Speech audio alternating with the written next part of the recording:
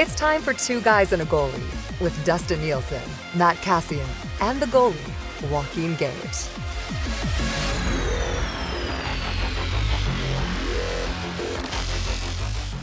Hey, what's going on, everybody? Happy Thursday afternoon. A little bit later than usual on a Thursday, but we got a lot to get to. It's Two Guys and a Goalie, all brought to you by our partners at CoolBet. If you're looking to wager on the National Hockey League or anything else, sign up for an account at CoolBet. Use the code 2GUYS, the number 2 in the word guys, when you sign up, and you'll get a 100% deposit bonus on the initial deposit up to $200. So we're talking deposit 100, you get an extra 100 into your account there as well. Just use the code 2GUYS when you do log in. Boys, happy Thursday. How are we doing today? I'm good. Well, go ahead, Cass. I was just going to say the Oilers won last night. Ugly start, good finish, good win. So I'm happy about that. And Andor was excellent that I managed to sneak in right before the game started. So pretty pumped. It was a good TV and sports watching night. I also snuck it in right before the game. I was texting you guys. Marshall had power skating, and my original plan, it was going to time out well. I was going to get to the game. I thought it was a 7:00 start. Turns out it was an 8:00 start, so I had some time to kill. So I got to the parking lot, had my iPad with me, had Andor downloaded, and I sat there and watched it in the parking lot. And I'll say this: watching it on the iPad probably doesn't do that episode justice. Gager, you haven't seen it yet, but Cass, that was pretty good, wasn't it? I like that one. Oh, you're muted, Cass. Don't know why I'm muted. He's hacking my computer and muting me. It's going to be a long episode if it's doing it automatically. I'll say that. Yeah. It's probably user error. Usually most stuff is. Yeah, it was good. Better to see on a bigger screen. I mean, some of the visuals I thought were like, it was pretty epic. Some of the shots, the way it was shot. I don't want to spoil it, so I'm not gonna spoil it. And a couple like, and so I know shows and Star Wars shows in particular are really good when my wife watches them and is into them and cares about the characters, enjoys them, yeah. And when she really enjoys them, because she doesn't like Star Wars, but she loved Mandalorian because she loved the characters, and this one, like, she's really liked the characters too.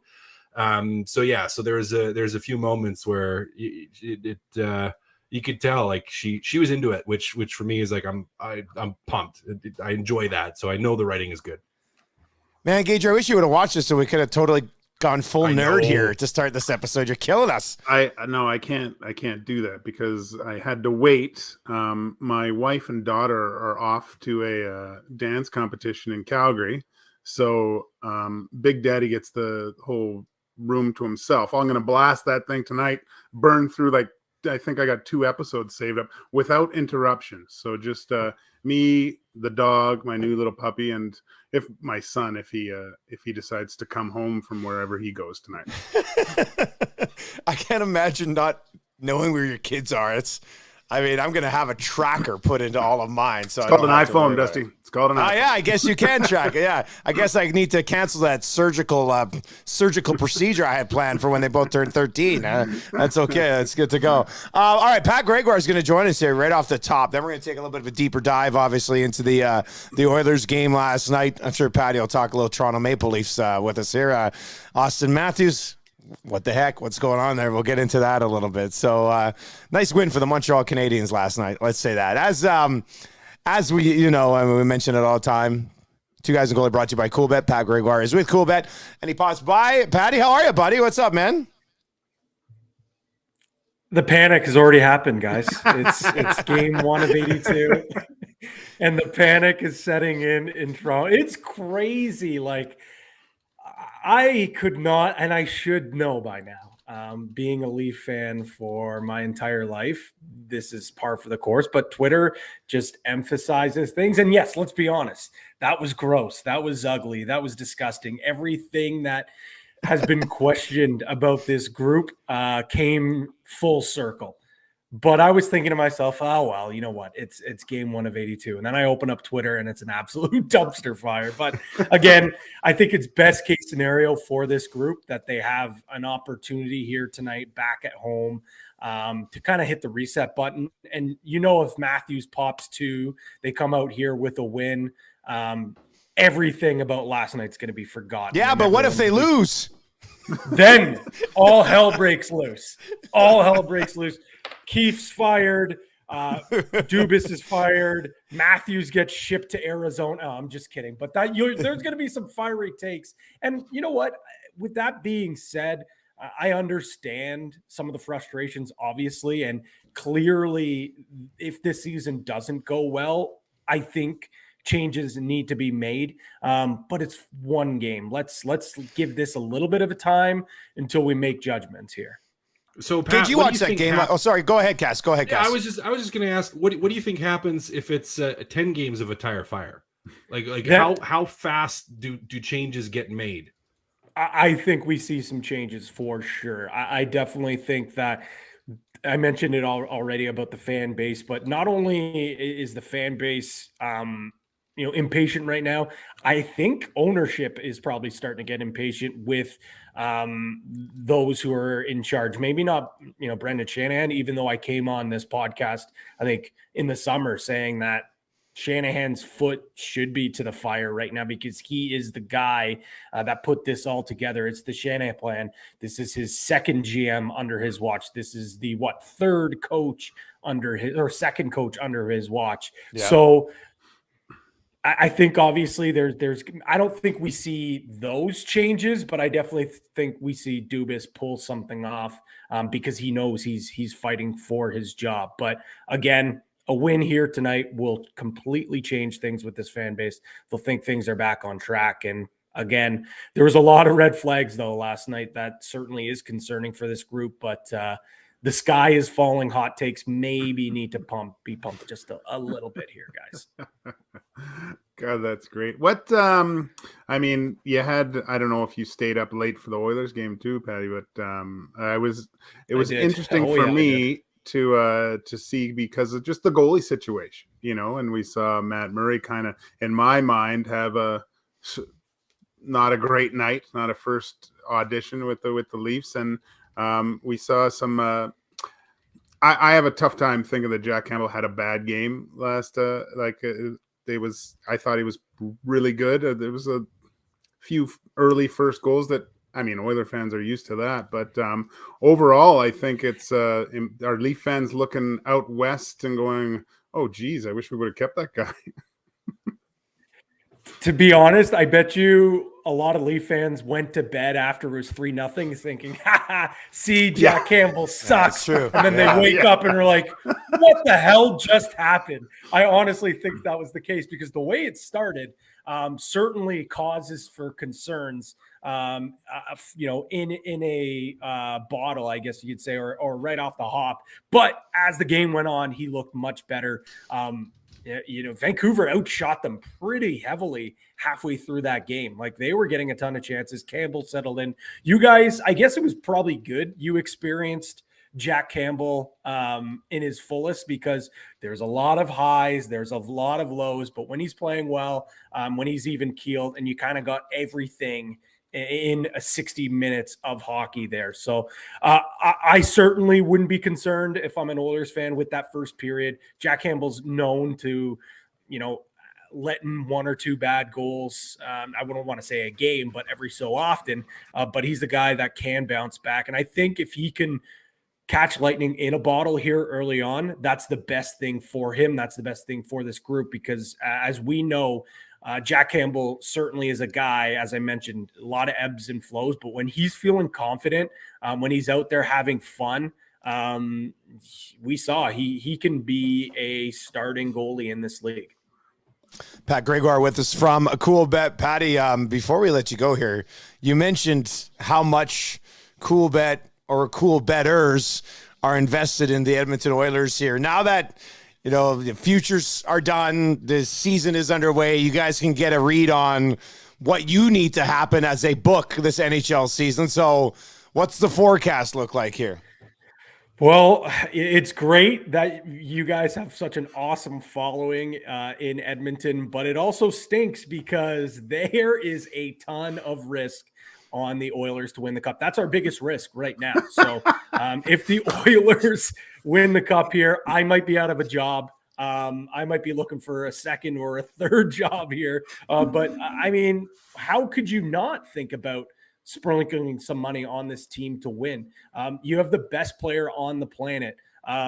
And whoever's also sitting on tickets for his over for goals has to be feeling good. I think this is a year that we see Connor McDavid take his game to the next level, which is absolutely banana lands to think, but scoring 3 goals in the opener yesterday, mind you, one's an empty netter. It doesn't matter. If you're going to hit 50, you need those easy goals too. But yeah, the Oilers definitely our heaviest ticket right now. Believe it or not, the Ottawa Senators are up there as well, but I think that's just really the odds. I think that's a lot to do with the fact that there's longer shots, right? Longer shots. And then followed by that is the Rangers, the Hurricanes, and then the Jets and the Leafs kind of tied there as well. And of course, that's just, again, the Leafs, such a public team. The odds for them to win the cup aren't great. But again, I think that Rangers is interesting. I think, seeing them in the first night, they did look great. But for me, they just feel like they're everyone's like sexy sleeper pick. And that usually scares me when everyone is on them. But then again, this Oilers team, the way they started last night, or I should say the way they finished that game last night, it looked good. And this is before I do go, I just want to say, like, watching that power play is an absolute treat. Like, that is, when you have that much talent on a man advantage, like that's what should happen. You should, a team should fear taking penalties against you. With the Leafs, with how much talent they have out there, it is beyond me how their power play last night just looked so ineffective. You take away Matthews and you force everyone else on the ice to do damage, which you would think Marner, Riley, Tavares, Nylander, like they have enough skill on that first unit that even if you take away Matthews, there should be some other options to score, and they just simply don't have it. So I was super jealous watching that power play last night. Even you guys got a shorty last night too. So it's like Darnell Nurse buried a shorty, so which is a beauty. I had a Darnell Nurse point prop last night. I've got him on my fantasy team, so I was pretty pleased about that one too. Is that your doorbell, Pat? No, it's mine. What was that? It's mine. It's mine. Oh, I was just like, where'd that doorbell? It was like perfect timing right as you wrapped up. I was like, where'd that doorbell come from? I was gonna say, are you really trying to get me out of here? You're out of here. All right, buddy. Well, thanks for popping by. I'll talk to you on the lock shop tomorrow. We'll talk some football then. Absolutely. Take care, boys. There you go. Patty's right. Their power play is ridiculous. Like, Cass, I mean, now we'll dive right into the Oilers game here. We'll get to a few other things I would certainly want to hit on. We do have to give you our cup predictions because I just forgot to do it on Tuesday. But Cass, that one power play goal where it's like win the face-off, tip it back, throw it over, doom, back. That was insane. Beautiful. I was up in the press box and I was doing a little bit of prep I got 2 CFL games this weekend. So I had papers up there. I'm doing a little bit of prep. And whenever it got to a whistle, I'd kind of get down and get my head down. And then when the puck dropped, I'd look back up. And I was just like, I missed it. I missed the goal. I looked back up and it's in the back of the net. I was like, what the hell happened? That was ridiculously efficient. Oh yeah. I mean, you want to talk about the puck moving faster than the player, which is kind of key on power plays. Like there's no way to defend against something that smooth. Like if you can execute that as cleanly as they did, the puck's going to just continually fill the back of the net. Now, it's not every power play is going to look perfect like that. Not every time it's going to go in, but wow. It was just every player touched the puck. It was like, I mean, if you could give the assist to everybody, you'd give it to everybody because it was the entire unit and it was just executed so cleanly and crisp and beautiful. It was goal of the year by the power play thus far. Gager, I just have to check. Are goals against Demko worth 2? Because Demko's, so damn good. Might be 2.5. Might be 2.5. I'm not sure. I was a little bit worried at the. Well, not worried, but when it went to 3-0, and Demko was making he made a couple pretty good saves. He made a really good save on Jesse there, and I was like, this is one goalie that you don't want to give a lead to because if there's anyone, he can probably lock it down. But I mean, the goals that it's hard to fault him on some of those goals that the Oilers did score. Yeah, I'm trying to think. Like, I wouldn't really describe any of them as weak, right? I don't think we would. No, I don't think so. There was a rocket. The Draisaitl one kind of went under him, but it was on a power play when the puck quickly went over. I didn't think so. I mean, McDavid's two were kind of maybe the one rebound. Second one, the one rebound, yeah, could have done a little bit more there. But I mean, if you look at Jack Campbell's first goal, he just didn't stay square onto the post there. So maybe that you can look at that as a bad goal too. But yeah, it evened out. Give us an assessment of Campbell last night, Gager. What'd you think? After the first goal, second goal, I don't. That's a cannon, okay? Because it doesn't even go into the top of the net. Like it hit, like on the top side of it, but it wasn't like severely shelf. Like it was probably a little bit lower than the crossbar, right? So that's just a clean shot that Miller just blows past Campbell. So sometimes you got to give the credit to the shooter a little bit. And the thing was, like, when you look at it, he was in great position too. Like he was up top of the crease. Sure, you do like to see your goaltenders stop those, but then there wasn't a ton of room there, though. I mean, sometimes you got to give a guy like he picked a spot, he took it, and he ripped it past him. Great goal. But then it was like just the and it's not so much, and I texted you this morning, Dusty, it wasn't so much the big saves that he made later on, because, I mean, if we look in years past, we always saw Oilers goalies making big saves maybe after a few soft ones, but it was the next weak one. And there were probably 3 opportunities. I think Pettersson had one where he kind of came off on a sharp angle and ripped it at the feet, and there was a couple other kind of really tough saves in close where Campbell was relaxed, let the play come to him, and just made those saves look very routine, where those are tough saves, especially in that situation, being down 2 in the first period and not letting them go to 3-0. They eventually did, but I loved his composure and the way that he performed after those 2 goals, where it just seemed like bizarro world to me, because last year a lot of times when things were going poor for the Oilers goaltenders, you didn't get those easy saves. You got another soft one to go in, and then you saw what he did. He made like 4 or 5 great saves afterwards. But I loved the composure. Great hit too. Gosh, you got to and unlike last year, you weren't worried about him swinging his stick at one of your own players' heads on their way back to the bench. That's true.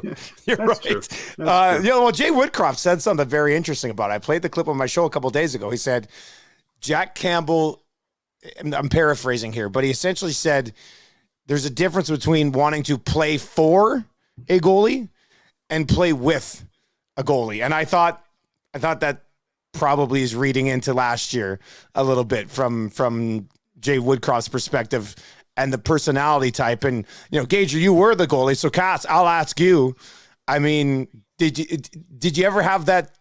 Did you ever have that sense where there was a goalie that you wanted to play and you wanted to win for him as opposed to just play with him? Is that a thing much for you guys? Yeah. Yeah. Is that a thing? That's a huge thing. That's a huge thing. And I've talked about this with Tom too in the pregame show. We talked about it, in preseason, and I think even yesterday I may have mentioned it. But the difference to me is and to go to the stick swing that they had. I know Mike Smith never did that, and I know Mike Smith cares, and I know he competes. He probably wanted to a few times. Yeah, very passionate. But the players knew he wanted to. If you make a mistake and you're getting ripped by the coach, you made a mistake, and now your goalies, your teammates ripping you too frequently. I mean, that's not. It's not going to make you want to go out there and block a shot with your face. Now, you might do it because you care about the team, and you want to win, and you're trying to do the right thing, so you're going to do it. But it absolutely is different when you're playing for a guy. I mean, and we saw Jack Campbell do that, where he's tapping guys in the shin pads after mistakes, and that building up mentality versus that tearing down mentality, and it's almost like the difference between having someone angry at you or having someone you care about that's disappointed with you. It's like the disappointment almost hurts more because you know that they're doing everything they can, and you know that they support you and support in what you're doing and want to see you succeed. And to me, it's just a mindset shift, and one that I think ultimately is a positive. Again, I think there's a time and a place for that emotion and the passion and the fire. I think for this group, I think the calmness, the composure, if he can maintain that, and the building up mentality that we see from Jack Campbell will benefit this team greatly. Gage, you're outside of Roberto Luongo being a captain. How much of an impact can the personality of a goaltender make on a NHL room, in your opinion? Depends how good the goalie is. I had a great personality, just couldn't back it up. It's a big deal. I think I've played with guys that I got along with most of the other goalies that I played with, but there were some goalies that guys didn't like on the team, and it can stem all the way back to like practice, Dusty, where guys want goalies to try, and some guys I played with wouldn't try in practice, and it drove guys nuts to the point where they're coming down and ripping him by his ears. Yep. Right? If you're not going to, I just about got in a fight with our goalie in the minors with backup extraordinaire Anton Hudobin. Yeah. Because he did never try in practice. He wouldn't go down. Like, he'd just stand there. That actually doesn't surprise me. If you had one of your skill guys, like your high scoring guys, like he'd go down and he'd try. But if you were a third or fourth line guy, he wasn't going down. And it drove me absolutely nuts. Like, I'm trying to get better here too. Like, I'm trying to make the NHL. I'm trying to move up, and I can't even work on things in practice because you're not doing anything like a game situation. So I started ripping him at his melon, like just putting everything high by his face. And he shot a puck at me in the corner because he was mad that I was shooting it by his face, and we had to get separated, or I had to because I went after him. I was going to say, I don't like his chances against you guys in a practice fight. Like, I didn't like that hierarchy sometimes established by guys of seniority or their skill level, that they felt that they were better than other people on your team. And when you see just not only the tapping of the pads and stuff like that with Jack Campbell, but you see the conversations in between, and you can, the cameras are so good to see the interactions between players. It doesn't look like someone's telling something to someone. There's communication going back and forth. It's a discussion, right? Yeah. There is a discussion between and an overall camaraderie. And I mean, these guys have played together. A new guy coming into a team, it's always a little bit difficult, but man, it just goes to show you that, we're pumping up the Oilers a little bit here, but they're a pretty tight knit team. And the final goal is a perfect example of a pretty tight knit group that's established here. As a guy who's did you have Kane to score? No, but I did have McDavid for 2 assists in that game. I was like, get another assist. But the moment Evander Kane dropped that puck back, I was like, oh, McDavid's getting 50 this year. Like, he's getting 50 this year. That's going to happen. I mean, his goal total at Quebec was only set at 44.5, so I only need 42 more in 81 games. I really like my chances after last night. But Cass, it seems like a small thing, but that's not really a small. I mean, Kane, first game of the year, would have been nice to put one in. But, he knows McDavid's going to get him a few along the way as well. It almost looked like he caught McDavid a little off guard, right? Like, it did. I thought that was nice to send a message like that. It was nice to send a message, but it was risky. And that's why McDavid was surprised, is because there's if it does get broken up and they come back. Yeah, what happens if it gets broken up? Because I can't remember who the defenseman was. It might have been Ekman Larson. No, it was. Was it Hughes? Hughes, yeah. It was Hughes. Yeah. Okay.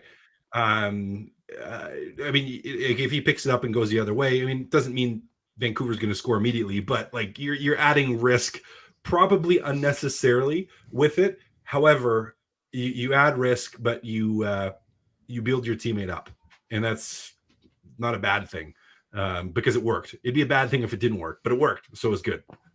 It was funny to see Connor's face too afterwards. Like, when do you see him smile at an empty netter? Right? Like, he was even all the way to the bench was He was almost seemed a laughing little about it. embarrassed by it. Yeah, Almost. You know, like I when he's think turned so. around, his face is embarrassed just to like, get the Hattie yeah. with an empty Yeah. net. Yeah, it was Yeah, I think hilarious. so. It was a great. It was awesome. Great. It's great to have hockey back. God, it was awesome. It is good to have hockey back for sure. I mean, there's a lot to get to from what else? Cass, what else? You want to talk about like Holloway, early mistake? Woodcroft kind of dials him back a bit, but I know we talked about it. I mean, you guys talked about it multiple times, like slowly moving him along here, and I thought last night was a good example of that. It was a good example. I mean, a wake up moment, I think. Yep. Where you try to make a highly skilled play and you're out there against a highly skilled line and it ends up burning you. So learning moment for him.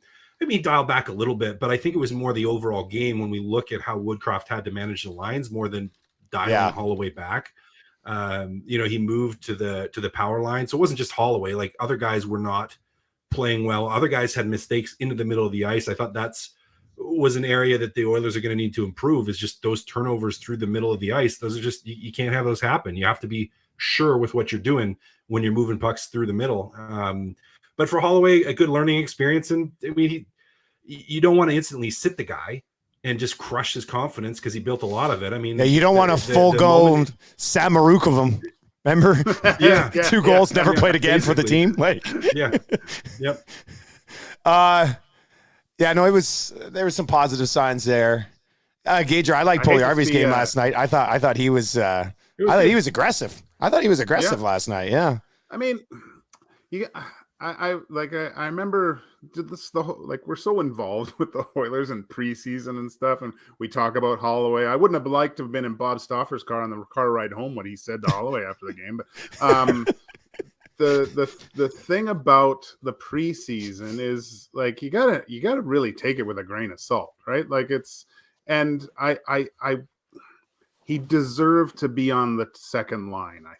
I think he did deserve that, but I was still hesitant. I think, do you throw him on the third line just to work his way in a little bit more? Because being on that second line, there's to me, seeing that at the beginning of the game, I thought, oh, he's going to think he has to produce, has to do, and he can't. That's going to be in his mind. It's this, start of the regular season, and instead of just not thinking and just playing, and that's how he was in exhibition. And I wonder if just the little bit of the magnitude of the moment got to him a little bit, which it's going to, which is fine. But I'd like to see them do what Cass said a few episodes back. He's earned a spot. I won't deny that. But now he's got to earn a regular season NHL spot, and I think that's better suited for him starting in the bottom six and moving up that way. I think you're going to see him kind of jump back and forth a little bit. Yeah, especially on the road versus at home. Mm-hmm. And depending on who find some spots for him, right? Yeah, exactly. Yeah, no, that's probably the right way to. And the good thing is that they can do that, right? Because Yamamoto, if he's going to be healthy, he can play in your top six. You can move Puljujärvi down to the third line if you want to. You can move Yamamoto down to the third line. You can flip Hyman from the left to the right side. So there's no shortage of options here for Jay Woodcroft, which must have him very excited as a head coach of this group. One second, Cass. What did we have? Your old boy, the record spinner Mika Zibanejad. We had him breakout season this year. Did we have? What did we have? No, I think it was underrated. One of us had One of us had it most important. I think you had most important, and I had him as most. Did I have him most underrated? I think I had him as most underrated. That would be on brand. I had Seth Jarvis as a breakout player this year in the goal last night. Yeah, Mika was dying in that first game. He was really good. Should have had a hat trick, hit the post too. So, Gage, you watched that Habs? That's how you know I was good. Go ahead, Cass. I said, just like me. That's how you know I was good. Carey Price, 2 goals in a post. Yeah, I did. I couldn't help myself. I didn't want to, but it popped on, and I caught myself. It was sloppy, kind of like the Oilers game, but you can't go wrong with a Habs Leafs game, right? And I was more focused on Matt Murray's performance. He didn't look good to me. He didn't look good at all. There was a few instances where he just didn't look solid, looked uncomfortable. That can happen at the start, but And then just the play of the big dogs. They got outplayed by the Caulfield, and Suzuki had a good game. I can't pronounce the first rounder there, but he had a good shot. He danced into the middle there. That, like, to me, I was shocked that the Montreal Canadiens weren't as bad as I initially thought they were going to be. So and Allen was good too. So it was a very interesting game. I'm looking forward to the Leafs game here, actually, to see if the sky actually is falling down here. I didn't watch, like, I was at the Oilers game last night, but what can you guys tell me about these virtual board advertisements? Because everybody was bitching about it last night. Yeah. Was it that bad? It was pretty bad because I wasn't there live. I watched on there. I didn't notice, like, it didn't happen every 10 seconds sort of thing, but when it happened, it was bad. Just glitching out, like where it wasn't behind everybody, like you'd see it was in front of the players, which was annoying. It wasn't bad enough for me to start writing in about it or anything. It was weird. It was weird to have Vancouver merch advertised on it at one point. I was like, what's this? Who's going to buy that crap? But no, it's fine. I noticed the glitch once, and then I was like, oh, it's those same boards you see in the football games or whatever and stuff. Yeah. There's this exact same technology, right? It's just a matter of having it happen. There's the odd time on the CFL we'll have the first down line going this way. So it's a matter of getting the technology figured out. You'll probably be all right in the end. All right, so last week we are on Tuesday. We wanted to get our cup picks in, but we had a busy episode. We just kind of got talking and we totally didn't get to it. So, I mean, maybe we're cheating a little bit because the season's a couple days old here. But Cass, I know we did our like end of off season, preseason cup picks, but these are the official ones. These are the ones we're going to lock in. Cass, which two teams do you have going to the Stanley Cup final, and who do you have winning it? I got a 2006 repeat. You do? I do, and I have a 2006 repeat. Oh. Carolina over Edmonton again, and Jack Campbell is injured in the postseason. In Game 7.